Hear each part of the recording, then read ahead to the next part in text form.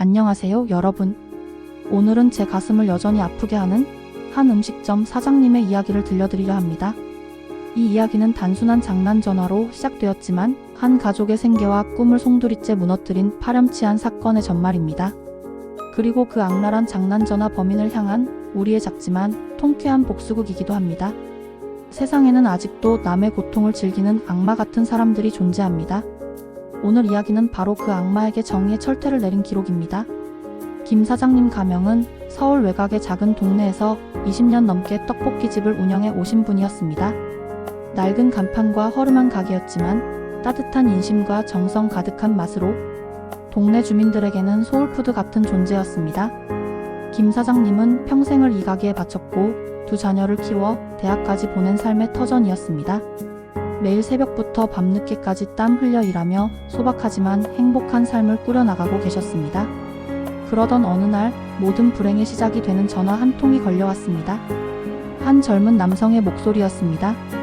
그는 자신을 유명 IT 기업의 직원이라고 소개하며 회사 내 대규모 행사용으로 떡볶이를 주문하고 싶다고 말했습니다. 떡볶이 300인분, 순대 100인분, 튀김 200인분. 김 사장님은 생전 처음 받아보는 대량 주문에 기쁘면서도 어리둥절했습니다. 평소에는 하루에 50인분도 채 팔기 힘든 작은 가게였기 때문입니다. 하지만 주문량이 엄청난 만큼 사장님은 밤샘 작업을 각오하고 재료를 준비했습니다. 김 사장님은 기쁜 마음에 동네 이웃들에게도 이 소식을 전했습니다. 우리 가게에 드디어 큰 손이 나타났다. 모두가 자신의 일처럼 기뻐하며 사장님을 응원했습니다.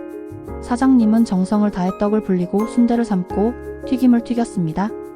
평소보다 3배나 많은 재료를 사들이느라 그동안 아껴 모았던 비상금까지 탈탈 털어 넣었습니다. 밤새도록 이어진 작업에 허리는 아팠지만 행복한 미소가 떠나지 않았습니다. 그렇게 새벽이 되어서야 모든 주문량을 완벽하게 준비할 수 있었습니다. 드디어 약속된 배달 시간이 되었습니다. 김 사장님은 퀵서비스 기사님을 통해 음식을 보낼 준비를 마쳤습니다. 그러나 배달 주소로 전화를 걸자 이상한 일이 벌어졌습니다.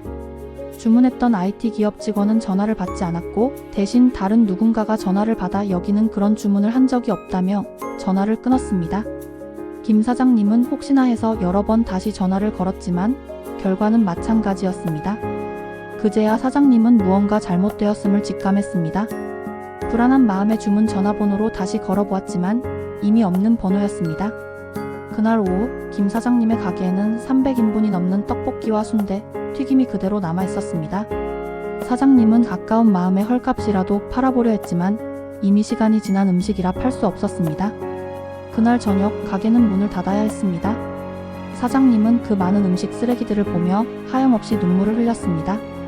딸은 그날의 일을 엄마 아빠의 꿈이 한순간에 산산조각 나는 모습을 본 것 같다고 회상했습니다. 그 후에도 장난 전화는 계속되었습니다. 다른 사람들이 가게에 전화를 걸어 300인분 주문하셨죠?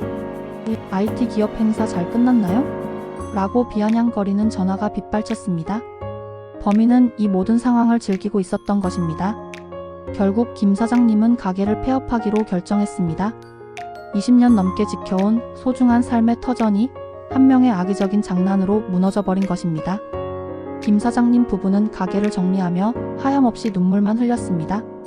이 모든 상황을 지켜보던 김 사장님의 아들 준영 가명은 분노의 치를 떨었습니다.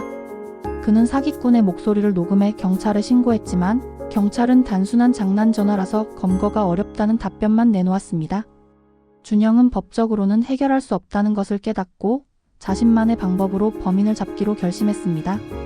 그는 사기꾼의 목소리를 분석하고 통화 시간대, 통화 패턴 등을 추적했습니다. 그리고 기적적으로 범인이 전화를 걸었던 지역과 통화 기록을 바탕으로 범인의 신원을 파악할 수 있었습니다.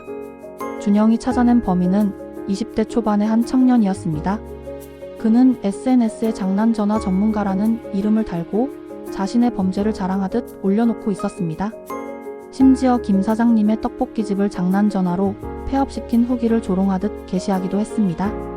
준영은 분노했지만 이성을 잃지 않았습니다. 그는 범인이 가장 좋아하는 장난을 역이용하기로 마음먹었습니다. 준영은 자신이 한 기업의 홍보 담당자라고 속여 범인에게 접근했습니다. 당신의 장난 전화 재능을 활용해 우리 회사를 홍보해달라고 제안했습니다. 장난전화 범인은 준영의 제안에 혹했고 기세등등하게 나타났습니다. 약속 장소에 나타난 범인은 거만하게 행동하며 자신의 실력을 뽐냈습니다.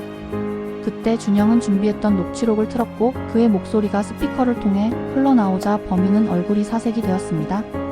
바로 김 사장님에게 했던 장난전화 목소리였던 것입니다. 범인은 곧바로 도망치려 했지만 준영은 이미 준비해둔 사람들과 함께 그를 붙잡았습니다. 준영은 범인을 경찰에 넘기기 전에 그에게 한 가지 제안을 했습니다. 내가 망가뜨린 가게가 어떤 가게인지, 내가 망가뜨린 한 사람의 꿈이 무엇이었는지 직접 보게 해주겠다. 준영은 범인을 폐업한 떡볶이집으로 데려갔습니다. 텅 빈 가게를 본 범인은 그제야 자신의 행동이 얼마나 잔인했는지 깨닫게 되었습니다. 범인은 결국 법의 심판을 받게 되었습니다. 그는 합의금을 요구하는 대신 범인이 자신이 저지른 모든 장난전화의 피해자들에게 직접 찾아가 사과하고 봉사활동을 하도록 하는 조건으로 합의했습니다. 준영은 돈보다 중요한 것은 그 사람이 진심으로 자신의 잘못을 뉘우치는 것이라고 말했습니다. 이 이야기는 한 사람의 악의적인 장난이 얼마나 큰 파괴를 가져올 수 있는지 보여줍니다. 그리고 법이 해결해주지 못하는 정의를 평범한 한 개인이 어떻게 실현할 수 있었는지 보여주는 감동적인 사례이기도 합니다. 김 사장님은 결국 다시 일어섰고 다른 지역에서 작은 가게를 다시 열었습니다. 준영은 그 가게를 위해 SNS 마케팅을 도와주며 가게는 다시금 많은 사람들의 사랑을 받게 되었습니다. 한 사람의 악의적인 행동이 한 가정을 무너뜨렸지만 또 다른 사람의 용기와 지혜가 그 가정을 다시 일으켜 세웠습니다. 오늘 이야기는 여기서 마치겠습니다. 감사합니다.